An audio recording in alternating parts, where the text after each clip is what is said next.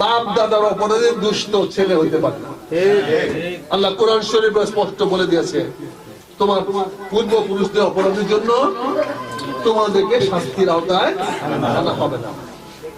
তারপরেও জামাতের অনেককে ফাঁসির কাস্টে ঝুলানো হয়েছে। ৭১ মুক্তিযুদ্ধে তাদের বিভিন্ন মিথ্যা সত্য মিলে অপরাধী করে তাদেরকে ফাঁসিতে ঝুলানো হয়েছে।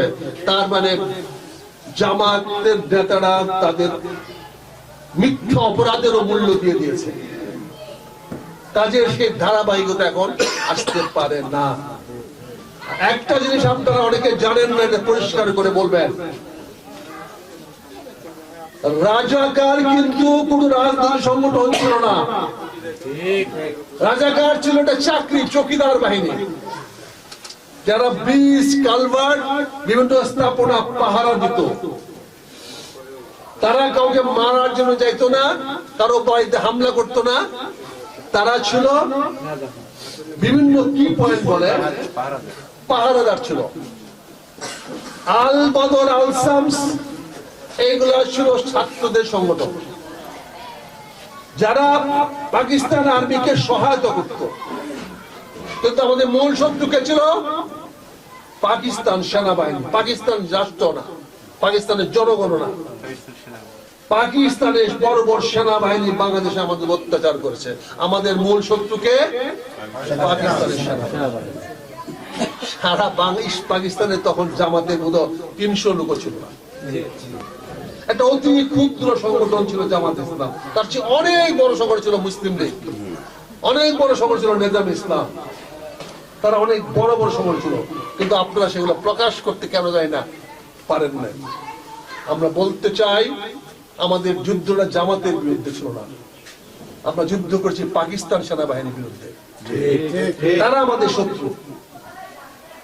কাজে জামাত, তারপরে আমরা কথা বলেছি, আমার সঙ্গে ইন্ডিয়ান এক ব্রিগেডিয়ার স্বীকার করেছে ২৯,০০০ পাকিস্তানি ৯৪,০০০ সৈনিক সারেন্ডার করেছিল। তার মধ্যে ২৯,০০০ ছিল রাজাকার, আল শামস, আল বদর। তারা পাকিস্তানে নিয়ে চলে গেছে। তাহলে বাংলাদেশে জামাত ইসলামের কোন লোক পাকিস্তানে যায়নি বা ভারতে সারেন্ডার হয় না। ফলে এখন থেকে জামাত যুদ্ধ অপরাধী, এটা প্রতিবাদ করতে হবে। আপনারা বলতে হবে না আমাদের কোন স্বাধীনতা বিরোধী, মুক্তিযুদ্ধ বিরোধী কোন লোক নাই। আর আপনাদের অনেকের জন্ম হয়েছে 1971 সনের 16 ডিসেম্বরের পরে, যারা বাই বর্ন, জন্মগত ভাবে বাংলাদেশী। আর এই বাংলাদেশী থেকে জামাত ইসলাম স্বীকার করেছে, এই মুক্তিযুদ্ধকে বাংলাদেশ জামাত ইসলাম স্বীকার করেছে। বাংলাদেশ জামাত ইসলাম পরিষ্কার তার গঠনতন্ত্রে বলেছে, কোন ৭১ বিরোধী আছে? তাদের তো জন্মই হয় না। এখন যারা ৭১ কথা স্মরণ করা যায়, তাদের উদ্দেশ্যে বলতে চাই, বাবা, ৭১ বাংলাদেশ জন্ম হয় নাই, বাংলাদেশ জন্ম 16 ডিসেম্বর ৭১ সালে।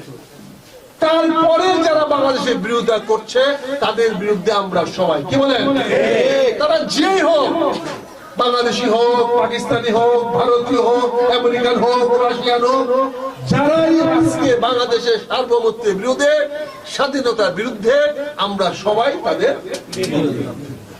কাজেই জামাত ইসলাম, বাংলাদেশ জামাত ইসলাম মুক্তিযুদ্ধ বিরোধী নয়, স্বাধীনতা যুদ্ধ বিরোধী নয়।